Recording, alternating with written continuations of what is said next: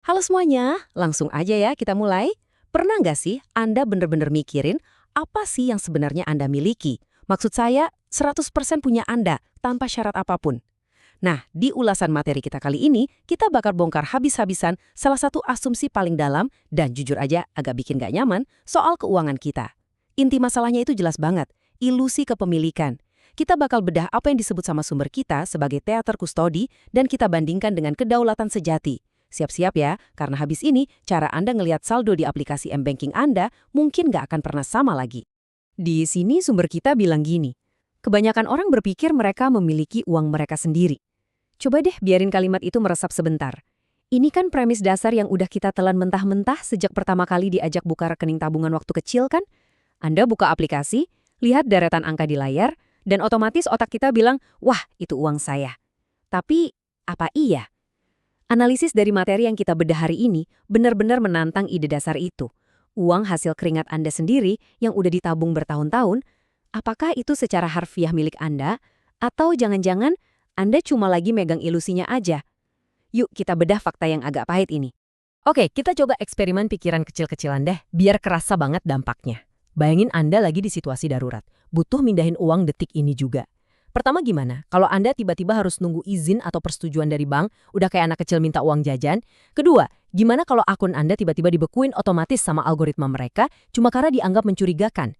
Dan yang ketiga, ini yang paling mendasar ya, sadar nggak sih kalau uang Anda itu sebetulnya hidup dan diam di server milik mereka, cuma ngumpet di balik login yang mereka pinjemin ke Anda? Nah, kalau salah satu aja dari tiga hal ini benar, apalagi kalau server mereka lagi maintenance dan Anda nggak bisa ngapa-ngapain, kesimpulannya tuh talak banget. Anda nggak benar-benar memiliki uang itu. Anda itu cuma lagi nyewa akses ke uang Anda sendiri. Kondisi tadi tuh yang secara brilian disebut sama sumber kita sebagai teater kustodi. Asli deh, istilah ini tuh nempel banget di kepala dan akurat banget ngegambarin realitasnya. Teater kustodi ini ibarat pertunjukan yang udah diatur rapi banget.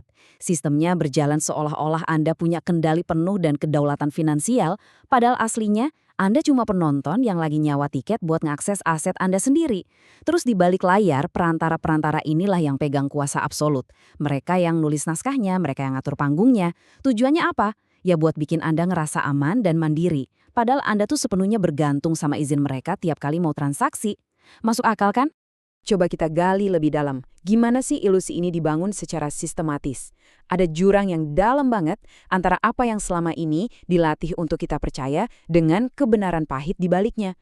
Perhatiin deh, dari kecil kita diajarin buat naruh uang di bank demi keamanan. Padahal kebenaran pahitnya, uang itu adalah aset yang bisa mereka bekukan sepihak kapan aja. Terus, kita sering pakai bursa kripto atau aplikasi trading demi kenyamanan. Faktanya, transaksi itu bisa mereka tunda atau bahkan batalin sesuka hati mereka.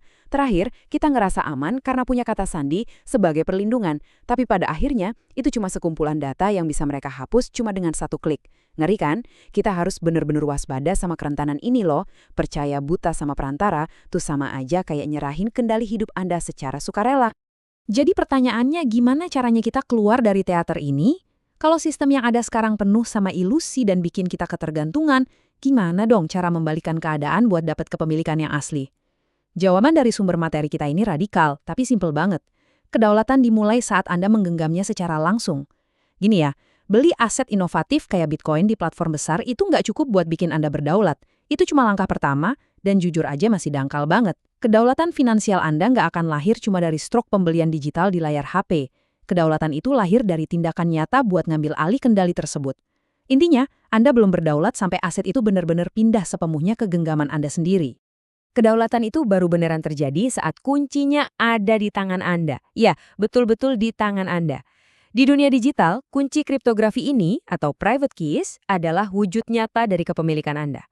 Kalau Anda nggak pegang kuncinya, ya berarti Anda sama sekali nggak pegang asetnya. Udah, titik. Sesederhana itu. Kita tuh lagi ngomongin pergeseran kekuatan yang masif banget loh di sini. Ini bukan lagi soal gimana kita percaya sama institusi raksasa bernilai miliaran dolar buat jagain uang kita, tapi ini soal berani ngambil tanggung jawab penuh buat percaya sama diri sendiri. Kendali langsung dan fisik ini hukumnya mutlak.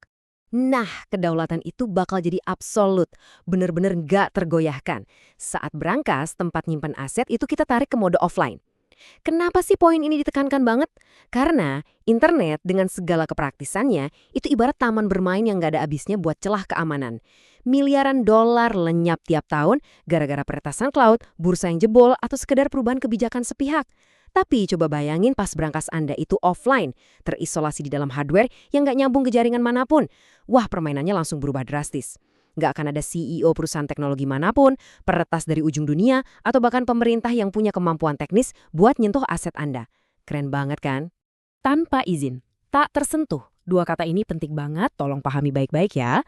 Konsep ini tuh sama sekali bukan ngajarin kita buat jadi paranoid soal uang atau jadi takut berlebihan sama sistem perbankan. Bukan gitu. Ini murni soal pemahaman tentang sifat kepemilikan yang sebenarnya, yang absolut dan final. Hak milik sejati itu nggak butuh perantara dari siapapun. Kalau Anda mau mindahin atau nyimpen kekayaan Anda, nggak seharusnya ada formulir persetujuan yang harus diisi, nggak usah nungguin jam kerja customer service, dan nggak perlu ada otoritas pusat yang bisa ngeblokir Anda. Aset Anda sepenuhnya benar-benar tak tersentuh oleh kekuatan luar yang pengen ngedikte hidup Anda.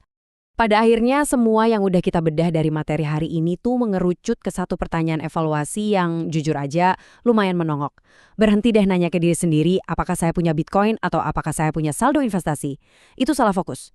Pertanyaan sebenarnya yang harus Anda tanyain ke diri sendiri dan satu-satunya metrik yang nentuin kedaulatan Anda adalah apakah saya mengendalikannya? Kalau ada sedikit aja keraguan waktu Anda jawab itu, nah, berarti Anda masih terjebak di dalam teater kustodi tadi. Saya pengen banget Anda ngerenungin ini baik-baik. Apakah Anda benar-benar memegang kendali penuh atas hasil kerja keras Anda selama ini? Nah, sebagai penutup, sumber kita ninggalin satu pesan yang agak misterius nih di akhir catatannya. Tulisannya gini, PS, sesuatu yang sedang saya bangun untuk orang-orang yang sudah berpikir dengan cara seperti ini sudah hampir siap. Sang penulis juga nambahin kalau hal ini mungkin nggak buat semua orang. Tapi buat Anda yang benar-benar paham seberapa krusialnya kedaulatan finansial, Anda bakal tahu persis kapan harus bertindak. Kayaknya bakal ada sesuatu yang revolusioner segera terungkap nih. Mungkin sebuah solusi kustodi mandiri yang bakal ngubah segalanya. Jadi sebelum Anda iseng ngecek saldo di aplikasi hari ini, coba renungkan ini. Apakah Anda benar-benar pemilik sah dari kekayaan Anda atau selama ini Anda cuma ngelihat ilusinya aja di layar? Oke, sampai jumpa di ulasan materi kita selanjutnya.